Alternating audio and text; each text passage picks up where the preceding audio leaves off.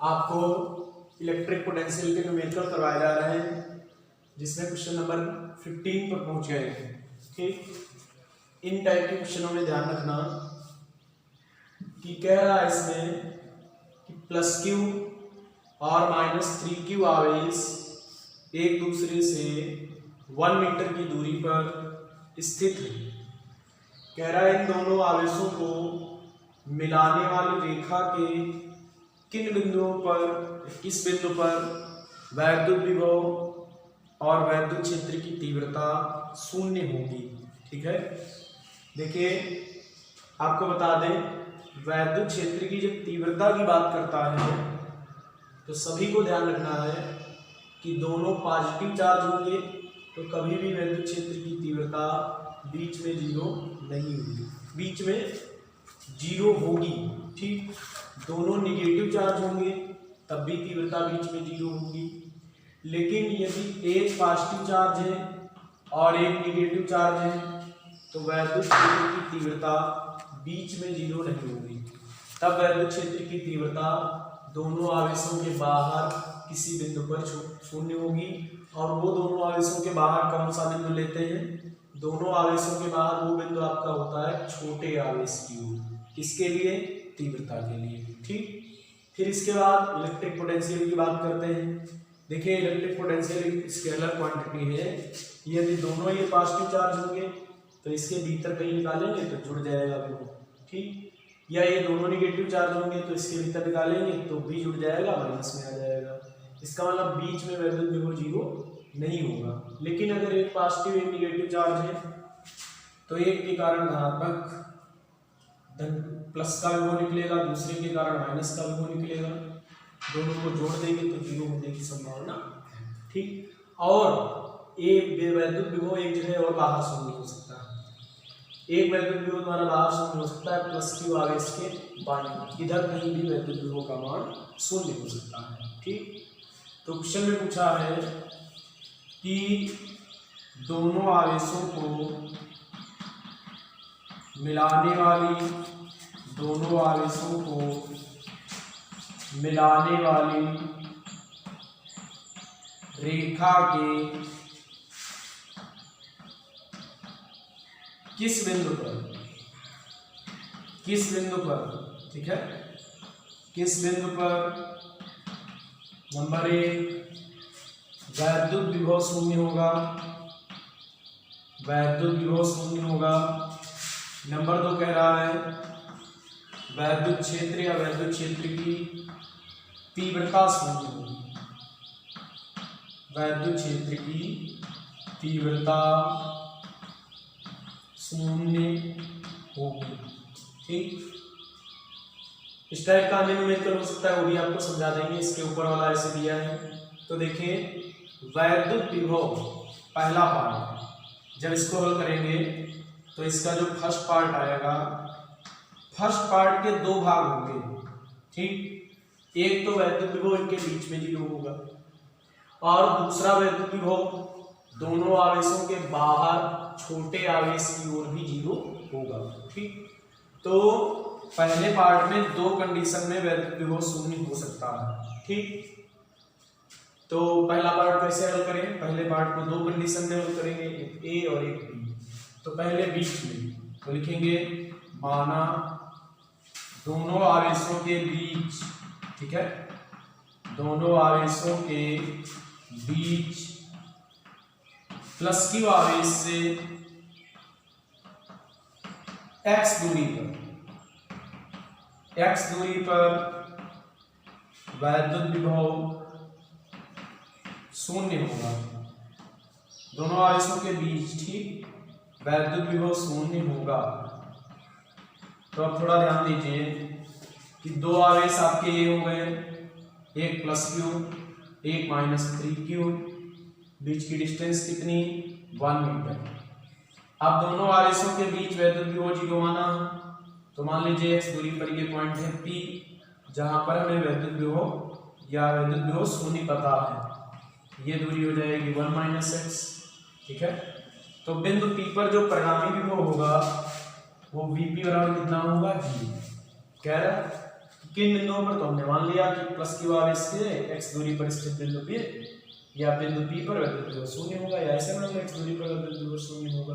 ठीक, तो Vp का मान पहले आवेश के कारण दूसरे आवेश के कारण विभव, पहले आवेश के कारण विभव प्लस क्यू के कारण बिंदु P पर विभव क्या निकलेगा, 1/4π q/x, माइनस 3q के कारण क्या निकलेगा, 1/4π minus 3q/1 - x equal to 0।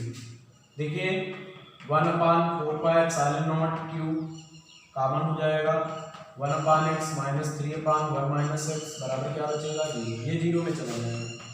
1/x equal to 3/1 - x, 1 - x equal to आ जाएगा 3x, या 1 इक्वल टू आ जाएगा 4x, x equal to 1/4 metre, और इसको हम लिख सकते हैं 100 का इसमें गुणा करेंगे मीटर से सेंटीमीटर बनाने के लिए, तो ये 25 सेंटीमीटर हो जाएगा। तो प्लस क्यू आवेश से 25 सेंटीमीटर की दूरी पर दोनों आवेशों के बीच में वैद्युत विभव शून्य होता है। अब वैद्युत विभव हमने बताया अगर 1 प्लस 1 माइनस आवेश है और वैद्युत विभव 1 प्लस 1 माइनस आवेश है तभी 0 हो भी सकता है, अन्यथा 0 नहीं होगा। तो प्लस क्यू आवेश के बाईं ओर x दूरी पर एक बिंदु मान लें। ठीक, सेकेंड स्थिति इस क्वेश्चन की क्या रहेगी कि माना प्लस क्यू आवेश से,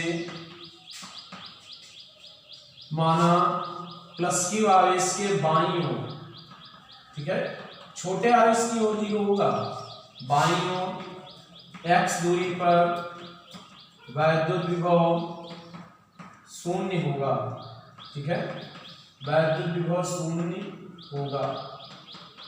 अब क्या करें, फिर से फिगर आप चेंज कर सकते हैं कि ये प्लस क्यू आवेश, ये माइनस 3q आवेश, बीच की दूरी 1 मीटर, इस बार अपने बाईं ओर बिंदु आना यहाँ कहीं पे, तो ये दूरी x मानी है। ठीक, ये दूरी x हो गई। तो बिंदु P पर फिर से परिणामी को 0 करना है, Vp इक्वल टू 0, और Vp का जगह रख देंगे V1 प्लस V2, पहले और दूसरे आवेश के कारण नेट विभव। ठीक, क्या आएगा, V1 कैसे निकलेगा, प्लस क्यू आवेश के कारण 1/4π q/x, V2 क्या आएगा 1/4π माइनस 3q अपान, देखो डिस्टेंस देख लो, माइनस 3q से बिंदु P की दूरी है कितनी, 1 मीटर, ये x ये, तो दूरी हो जाएगी 1 प्लस x इक्वल टू क्या आएगा 0। यहाँ से फिर से 1/4π q कॉमन हो जाएगा, अंदर 1/x माइनस 3/1 प्लस x, क्या बचेगा 0। ठीक, इसको क्या लिख सकते हैं, ये 0 में चला जाएगा, 1/x minus 3/1 plus x equal to 0, 1/x और 3/1 प्लस x, फिर से गुणा करते हैं 1 plus x equal to 4x, ये उधर जाएगा, ठीक है 3x आएगा, ये उधर जाएगा तो बचेगा 2x, 1 x equal to 1/2 metre, 100 से गुणा करते हैं सेंटीमीटर हो जाएगा, तो ये निकलेगा 50 सेंटीमीटर।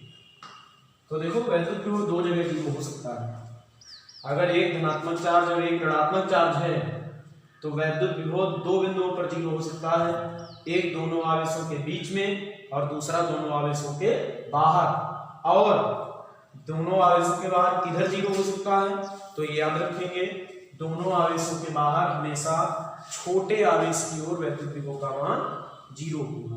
ठीक, अब इसका सेकंड पार्ट क्या रह जाता है कि किस बिंदु पर वैद्युत क्षेत्र की तीव्रता शून्य होगी। तो एक धनावेश एक ऋणावेश है तो बीच में तीव्रता 0 हो ही नहीं सकती।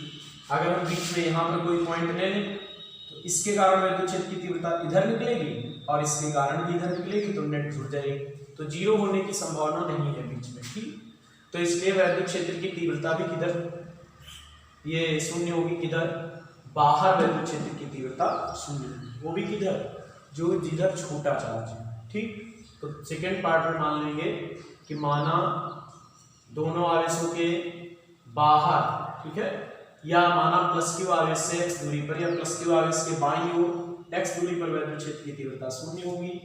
इस बार यहाँ बिल्कुल ऐसे नहीं करना, लेकिन वैद्युत क्षेत्र की तीव्रता शून्य उसको डायरेक्शन देखकर करें, दिशा देखकर। ठीक, देखिए कैसे हल करते हैं। लिखेंगे माना, सेकेंड पार्ट है इसका, माना प्लस क्यू आवेश के बाईं ओर, ठीक है, बाईं ओर x दूरी पर वैद्युत क्षेत्र की तीव्रता शून्य होगी, वैद्युत क्षेत्र की तीव्रता शून्य होगी, याद रखना शून्य होगी। तो आवेश हो गया हमारा पहला क्या +2, दूसरा क्या हो गया -3q, बीच की दूरी क्या हो गई 1 मीटर। देखो इलेक्ट्रिक फील्ड जो है वो एक वेक्टर क्वांटिटी है, इसलिए जब इसको हल करेंगे तो दिशा का बहुत ध्यान रखेंगे। तो x दूरी पर हमने पॉइंट ले लिया क्या P, ये x दूरी पर एक पॉइंट हो गया P, ठीक है। अब याद कीजिए जरा कि धनात्मक आवेश के कारण जो यहाँ पर इलेक्ट्रिक फील्ड निकलेगा वो इस डायरेक्शन में होगा, तो ये E1 हो गया, और ऋणात्मक आवेश के कारण जो वैद्युत क्षेत्र बिंदु P पर निकलेगा वो ये हो गया। देखो ये हमने माना हुआ है कि x दूरी पर तीव्रता हमारी जो है 0 होगी, चाहे डॉटेड लाइन कर सकते हैं, ठीक। तो E2 इधर हो जाएगा, E1 इधर E2 इधर, और यदि E1 E2 दोनों परिमाण में इक्वल आ जाएं तो यहाँ पर वैद्युत क्षेत्र की तीव्रता जो है 0 हो जाएगी। तो +q आवेश के कारण जो वैद्युत क्षेत्र हो बिंदु P पर वो बाईं ओर हो, और -q आवेश के कारण -3q आवेश के कारण बिंदु P पर जो वैद्युत क्षेत्र हो वो दाईं ओर, ठीक। और यदि दोनों परिमाण में बराबर हो जाए तो इस बिंदु पर वैद्युत क्षेत्र की तीव्रता 0 हो जाएगी। तो चूंकि बिंदु P पर वैद्युत क्षेत्र की तीव्रता 0 है, और 0 तभी हो सकती है जब E1 बराबर क्या होगा E2, E1 आपका इधर हो गया E2 उधर, और दोनों बराबर हैं तो नेट तीव्रता 0 हो जाएगी। E1 का मान क्या रखेंगे, E1 का मान रखेंगे 1/4πε0, ठीक है, और आवेश क्या हो गया q, और दूरी क्या हो गई q से x, तो x² कर दिया। E2 क्या आएगा, E2 आएगा आपका 1/4πε0। देखो यहाँ चिन्ह नहीं रखना, ठीक, यहाँ चिन्ह नहीं रखना है, तो 3q अपान ये दूरी हो जाएगी 1 + x का होल स्क्वायर, q से q कट जाएगा, ये कट जाएगा, 1/x² इक्वल टू क्या आ जाएगा 3/1 + x का होल स्क्वायर, ठीक है। वर्गमूल ले लें दोनों तरफ का, तो 1/x इक्वल टू √3 अपान में 1 + x, ठीक। आगे क्या आएगा, आगे आपका निकल कर आएगा इसमें कि 1 + x इक्वल टू √3x, और x को उधर भेज दें तो √3x - x, x कॉमन ले लें तो √3 - 1 हो जाएगा, इधर बोलो x इक्वल टू आ जाएगा 1/√3 + 1, ऊपर नीचे √3 + 1 का गुणा कर दें, ठीक है, तो नीचे √3 - 1 ये हो जाएगा √3 + 1, ऊपर x √3 का मान 1.732 + 1 अपान में ये a² - b² हो जाएगा, तो √3 का वर्ग 3 आएगा, -1 का वर्ग 1, तो नीचे 2 बचेगा, तो जुड़ जाएंगे 2.732 अपान में 2, x इक्वल टू 1.366 सेंटीमीटर। चाहो तो इसमें 100 का मल्टीप्लाई कर दो तो हो जाएगा 136.6 सेंटीमीटर। आज आपको हम बहुत अच्छा सा एक कॉन्सेप्ट क्लियर करने जा रहे हैं कि किस चार्ज के कारण वैद्युत क्षेत्र की तीव्रता कहाँ शून्य होगी, वैद्युत विभव कहाँ शून्य होगा, ठीक। तो समझ लेना इसको, आपको बता रहे हैं। देखिए इससे पहले एक क्वेश्चन आपका इसके पहले वाला है, ठीक, वहां पर एक चार्ज +q है, वो अपने आप कर लेना, एक चार्ज -2q, ठीक, बीच की डिस्टेंस आपकी दी गई है d। तो इसमें पूछा गया है कि इन दोनों आवेशों के कारण किस बिंदु पर वैद्युत क्षेत्र की वैद्युत विभव शून्य होगा, ठीक, किन बिंदुओं पर। तो हमने बताया है यदि एक पॉजिटिव चार्ज है और एक निगेटिव चार्ज है तो वैद्युत विभव आपका 2 कंडीशन में शून्य हो सकता है। एक हो सकता है दोनों आवेशों के बीच में शून्य, ठीक, जैसे अभी हल किया था। एक हो सकता है दोनों आवेशों के बाहर शून्य, लेकिन किधर, छोटे आवेश की, ठीक। तो उसमें आप क्या कर लेना, पहले मान लेना x दूरी पर भीतर शून्य होगा, तो ये d माइनस एक्स, हल कर लेना x निकल आएगा। इस बार जो x की वैल्यू आएगी वो d के पदों में निकल कर आएगी। फिर दूसरी कंडीशन में क्या मानना कि प्लस क्यू आवेश के बाईं ओर x दूरी पर जो शून्य होगा, ठीक, वो वैल्यू आप d के पदों में ही निकल कर आएगी। ठीक, हल करके देखना, नहीं होता है तो पूछ लेना। देखिए मेन बात ये है कि आप लोग ये जान लीजिए कि वैद्युत विभव का मान और वैद्युत क्षेत्र की तीव्रता कहाँ शून्य होगी। ठीक, तो सुनिए सभी लोग, बहुत मुख्य बात है कि पहले हम बता रहे हैं वैद्युत क्षेत्र की तीव्रता कहाँ शून्य होगी। देखिए एक पॉजिटिव चार्ज हो, ठीक, और दूसरा पॉजिटिव चार्ज हो, ठीक है, तो वैद्युत क्षेत्र की तीव्रता इन दोनों आवेशों के बीच में कहीं शून्य होगी। ठीक, एक पॉजिटिव दूसरा पॉजिटिव, तो वैद्युत क्षेत्र की तीव्रता इन दोनों आवेशों के बीच में कहीं शून्य होगी। जैसे मान लीजिए हम एग्जांपल लेकर चले हैं प्लस क्यू और प्लस 3q। ठीक, अब आप सोचिए कि प्लस क्यू और प्लस 3q आवेश एक दूसरे से हम दूरी भी मान ले रहे हैं कुछ 1 मीटर।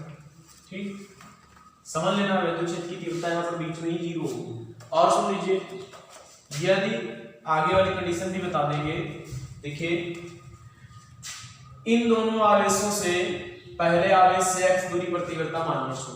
ठीक, क्या आएगा, ये डिस्टेंस हो गई x और ये डिस्टेंस हो गई 1 माइनस एक्स। अब देखिए अगर हमने इस बिंदु पर तीव्रता 0 मानी है तो प्लस क्यू आवेश के कारण तीव्रता की दिशा इधर होगी।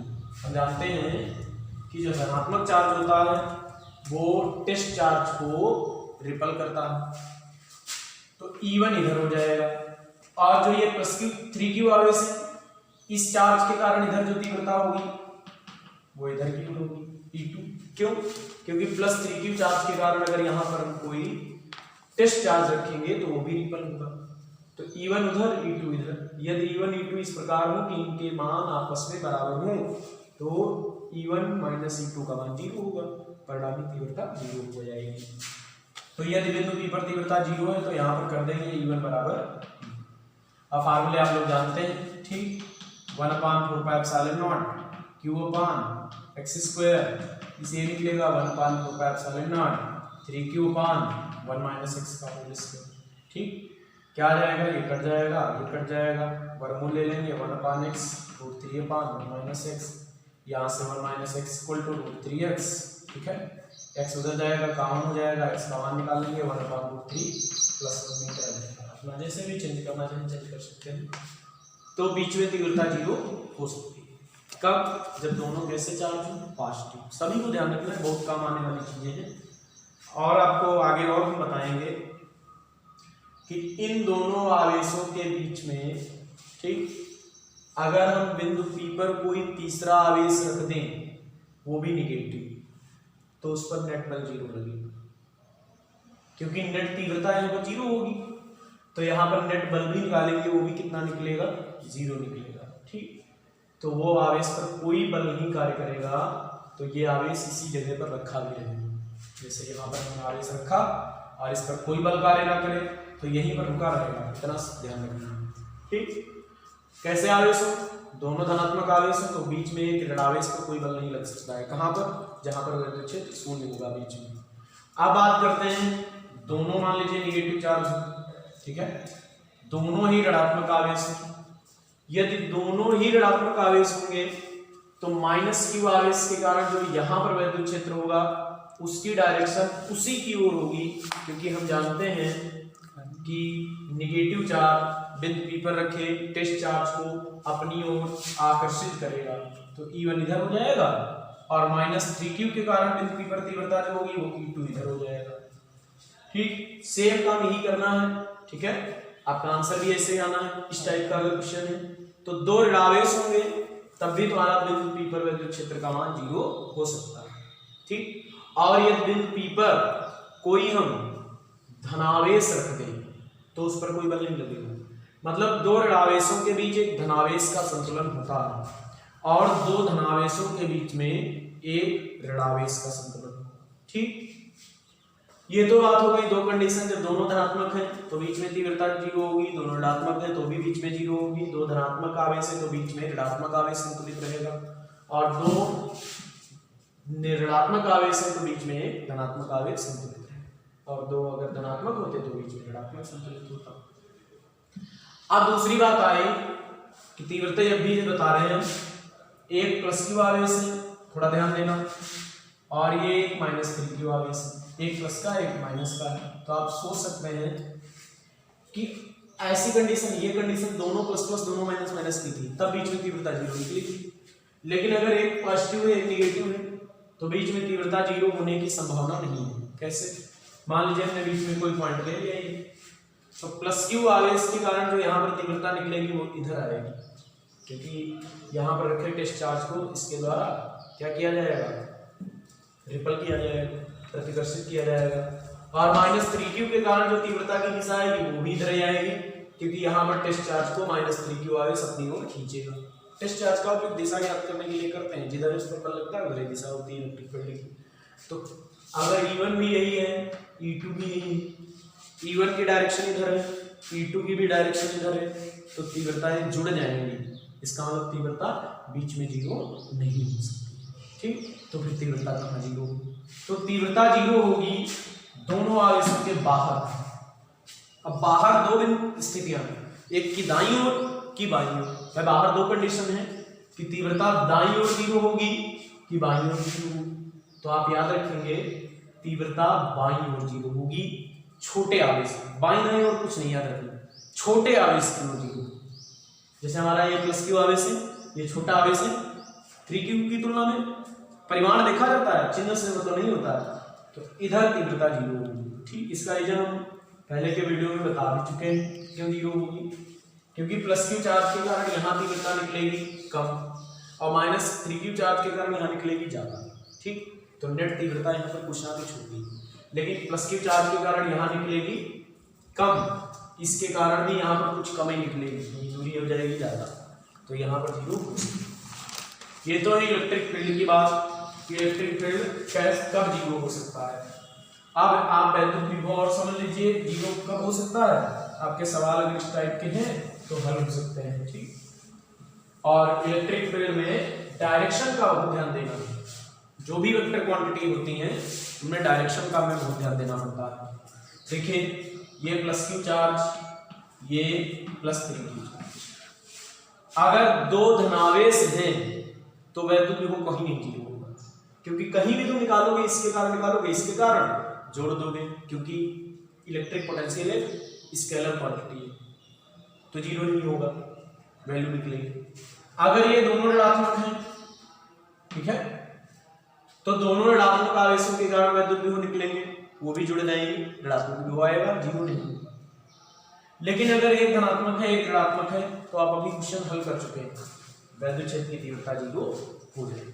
ठीक, वो भी किधर, वो वैद्युत विभव 0 होगा, वो भी किधर, छोटे आवेश की ओर। हाँ, ऐसी कंडीशन में दो जगह विभव 0 होगा, मैंने दोनों बताया, एक प्लस क्यू आवेश और -3q आवेश के बीच में, और दूसरा प्लस क्यू आवेश के बाईं ओर, मतलब छोटे आवेश की बाईं ओर। ऐसी कंडीशन में दो जगह वैद्युत विभव 0 हो सकता है।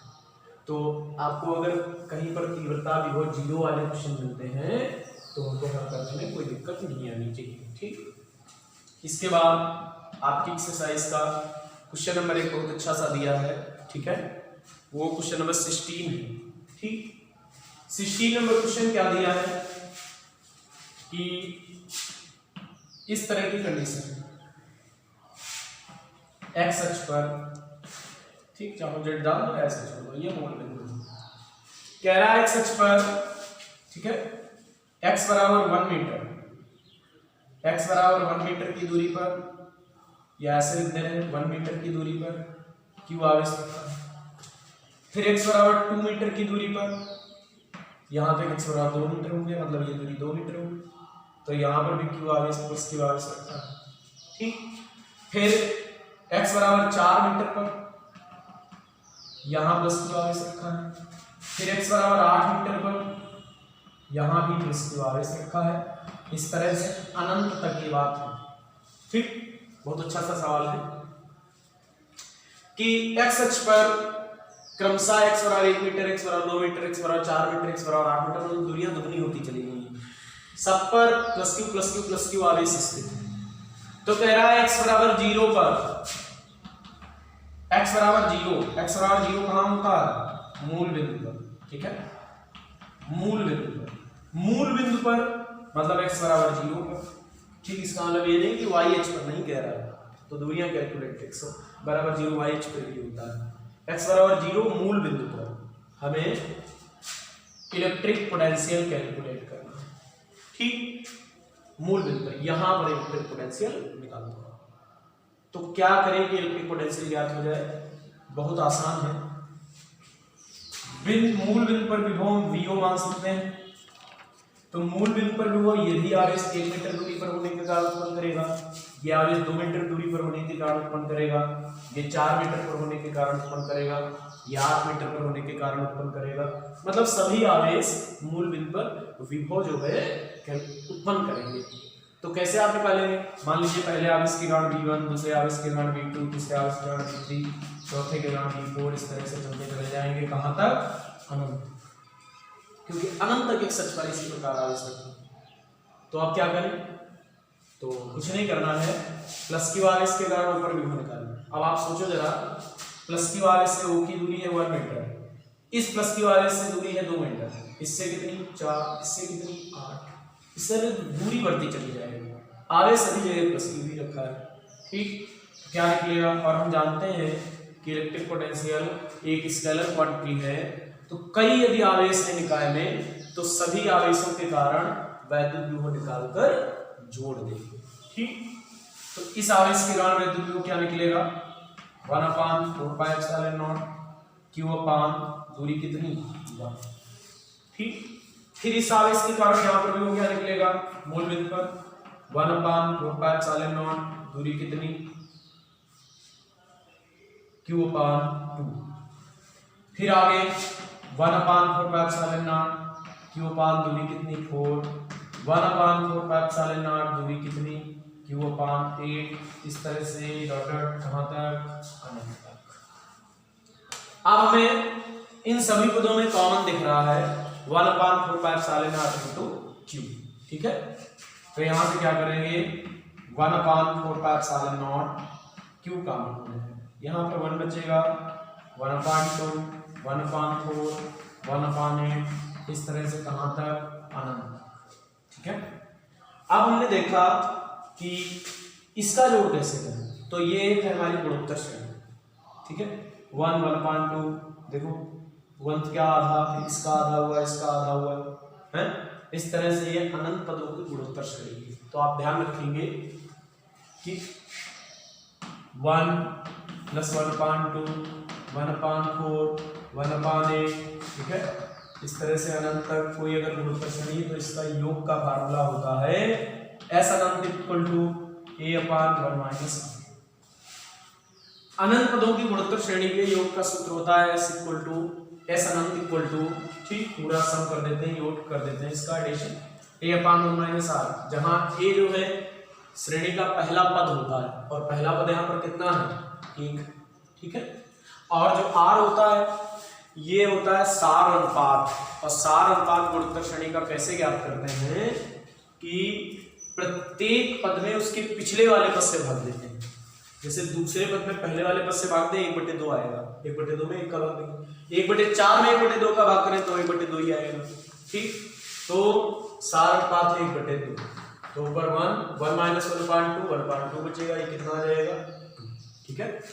तो इस पूरी श्रेणी का योग हो गया कितना 2, और 1/4πε0 का मान है 9 × 10⁹ q इंटू इसका योग हो गया 2, तो 9 गुना कितना हो जाएगा 18 × 10⁹ q, ठीक है। इतने वोल्ट, यदि इसमें q का मान दिया होता तो भी रख देते, तो हमारा मूल बिंदु पर इलेक्ट्रिक पोटेंशियल कैलकुलेट हो जाता, ठीक।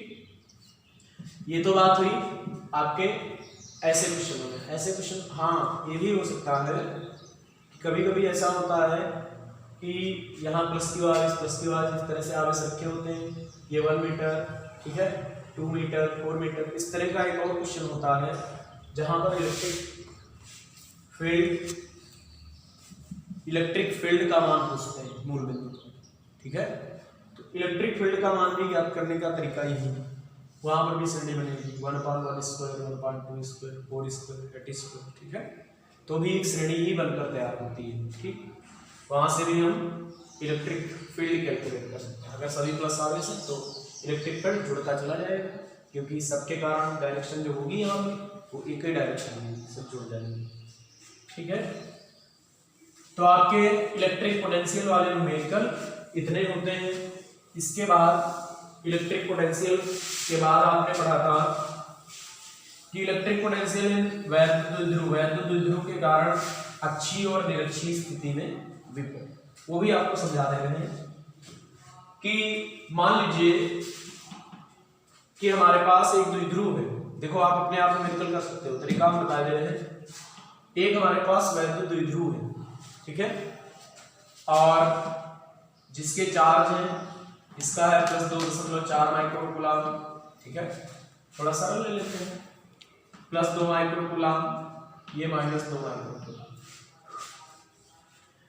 चाहो तो माइनस इधर रख लो यार, इधर उधर कर सकते हो। और ये एक दूसरे से बहुत कम दूरी पर 5 × 10⁻⁴ मीटर की दूरी पर रखे हुए, ठीक है। एक द्विध्रुव है जिसके चार्ज है +2 माइक्रोकूलम और -2 माइक्रोकूलम, और ये एक दूसरे से 5 × 10⁻⁴ मीटर की डिस्टेंस पर रखे हैं, ठीक है।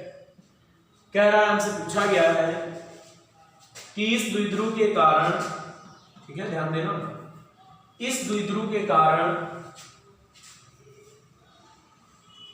2 मीटर की दूरी पर, ठीक है, इस द्विध्रुव के कारण 2 मीटर की दूरी पर वैद्युत विभव का मान बताओ और वैद्युत क्षेत्र की तीव्रता का मान बताओ। वो भी स्थिति भी देगा। इस दूरी को हम बताते हैं, आपको 12 मान सकते हैं। ये कोई क्यू का एक चार्ज, मतलब करंट मैग्नीट्यूड रख रहे हैं, ठीक। ये +q है, ये -q है। कह रहा है इससे 2 मीटर की दूरी पर अच्छी स्थिति में आपको कैलकुलेट करना है कि v क्या होगा, e क्या होगा, ठीक है। अच्छी स्थिति में वैद्युत क्षेत्र की तीव्रता और वैद्युत विभव निकालना है, ठीक। देखो e आप निकालना सीख चुके हैं, पिछले वाले फर्स्ट लेसन जो था उसमें न्यूमेरिकलों में e निकालने का तरीका था। तो देखिए, आप जानते हैं कि अच्छी स्थिति में E क्या होता है। अच्छी स्थिति में E होता है 1/4πε0 2p/r³, ठीक है। P हमें नहीं मालूम, तो P होता है द्विध्रुव आघूर्ण, तो P का मान क्या है, Q × 2L, और Q इन दोनों आवेशों का किसी एक का मैग्नीट्यूड जो है 2 × 10⁻⁻⁶ माइक्रोकूलम में दिया है, तो कूलम में चेंज करेंगे, 10⁻⁻⁶ से मल्टीप्लाई कर देंगे, और बीच का डिस्टेंस दिया है 5 × 10⁻⁴, तो ये हो जाएगा, देखिए 10⁻⁻10 होगा, ये 5 × 10, तो ये कितना हो जाएगा 10⁻⁻⁹, ठीक है, कूलम। ये द्विध्रुव आघूर्ण है, यहाँ पर वैल्यू रख ले, तो 9 × 10⁹ 2p, p का मान क्या है 10⁻⁹, r³ 2 का क्यूब कर देंगे, ये पावर प्लस की, ये माइनस की, खत्म हो जाएगी। 9 दूना 18, ये 8 आएगा, 2 से काट देंगे, यहाँ पर 4 बचेगा, ऊपर 9/4 2.25 न्यूटन प्रति। अच्छी स्थिति में क्या निकला E, और अच्छी स्थिति में आप V भी पढ़े हैं 1/4πε0 p/r², ठीक है। मान रख देंगे 1/4πε0 का मान 9 × 10⁹ और p का मान क्या है 10⁻⁹, r का मान क्या है, r का मान में दिया गया है कितना 2 मीटर, 2 का वर्ग हो जाएगा 2 दूना 4, और प्लस पावर माइनस पावर ये समाप्त हो जाएगी, तो आपका वही आंसर ये भी आ जाएगा कितना कि 2.25 वोल्ट, क्योंकि वो तीव्रता थी। देखिए यहाँ पर क्यूब का, यहाँ पर क्यू आता है, यहाँ पर क्यूब हट गया, क्योंकि दूरी इस प्रकार से लीक हो चुकी है, क्यों आंसर अपना मैच कर रहा है। अब इसी सवाल में मान लीजिए आगे कह दिया कि द्विध्रुव को 90 से घुमा दे। आप सोचो जरा कि 2 मीटर की दूरी पर हमने पॉइंट लिया था P, या कोई पॉइंट लिया था ऐसे 2 मीटर की दूरी पर मध्य बिंदु से, और अगर इस द्विध्रुव को हम ऐसे घुमा दें 90 से, तो ये पॉइंट निरक्षी में चला जाएगा। ठीक, द्विध्रुव को 90 से घुमाने पर, द्विध्रुव को 90 डिग्री घुमाने पर, 90 डिग्री घुमाने पर आप सोचो 90 डिग्री जब द्विध्रुव को घुमा देंगे तो E निरक्षीय स्थिति में निकालना पड़ेगा। पूछेगा द्विध्रुव को 90 डिग्री घुमा दे तो उसी बिंदु पर विद्युत क्षेत्र की तीव्रता विद्युत विभव क्या होगा। देखो विद्युत विभव तो निरक्षीय में 0 होता है, ये तो 0 हो जाएगा, लेकिन विद्युत क्षेत्र क्या निकलेगा 1/4πε0 P/r³ ये निकलेगा।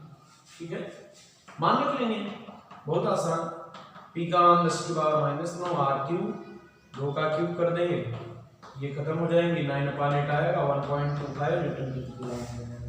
ठीक, तो अगर द्विध्रुव को 90 डिग्री घुमा दे तो 90 डिग्री घुमाने पर वही पॉइंट जो कि पहले अक्षीय में था वो निरक्षीय में पहुंच जाएगा। ठीक, तो इस स्थिति में वैद्युत क्षेत्र की तीव्रता के लिए जगह लगेगा और इस स्थिति में वैद्युत विभव का मान जो होगा वो 0 होगा। ठीक है,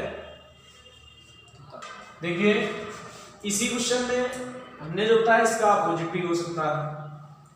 ये कह सकता था कि इसकी निरक्षीय स्थिति में विद्युत विभव विद्युत क्षेत्र की तीव्रता बताओ, तो आपको पहले ही हल करना पड़ता, और फिर कहता है इसको घुमाए तो निरक्षीय वाला पॉइंट जो होता अक्षीय में आ जाता, तो आपको ये हल करना पड़ता। ठीक है, तो हो सकता था दूसरी कंडीशन को पहले हल करवाए और पहली कंडीशन को बाद में भी हल करवा सकता है।